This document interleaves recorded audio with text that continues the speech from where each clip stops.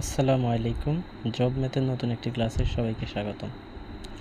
আজকে আমরা দেখব সূচক থেকে আসা চাকরি পরীক্ষায় একটি প্রশ্ন। চলো শুরু করি। বিসমিল্লাহির রহমানির রহিম। এখানে দেওয়া আছে হচ্ছে আমার log x আর এখানে হচ্ছে 324 ইকুয়াল হচ্ছে কত 4। x এর মান নির্ণয় করতে বলছে। কিভাবে করব আমরা এটা? চলো লেটস স্টার্ট।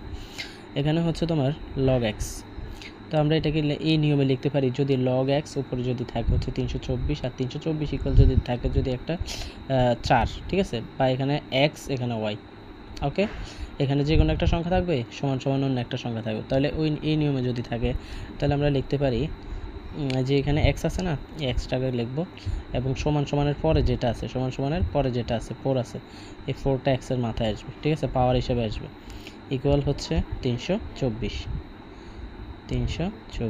ওকে।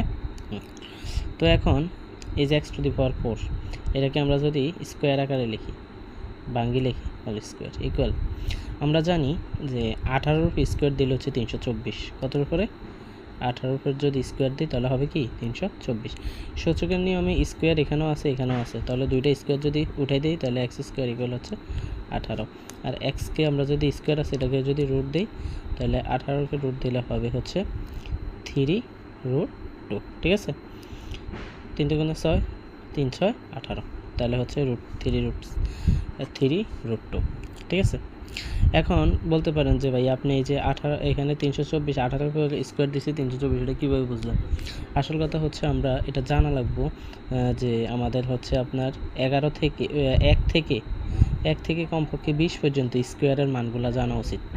যেমন আমি যদি আপনি লিখে দিই যে 11 স্কোয়ার দিলে কত, তাহলে হচ্ছে 121, 12 স্কোয়ার দিলে কত 144, 13 দিলে স্কোয়ার কত 169, তারপর হচ্ছে 14 দিলে কত 144, নাকি,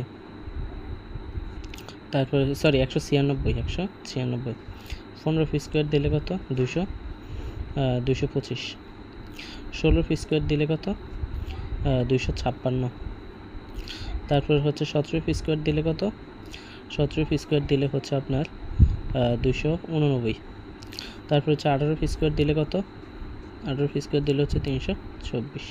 তো এগুলো হচ্ছে আপনার জানা প্রয়োজন, ঠিক আছে। আমার এখানে ভুল হইতেও পারে, জানি না, যদি ভুল হয়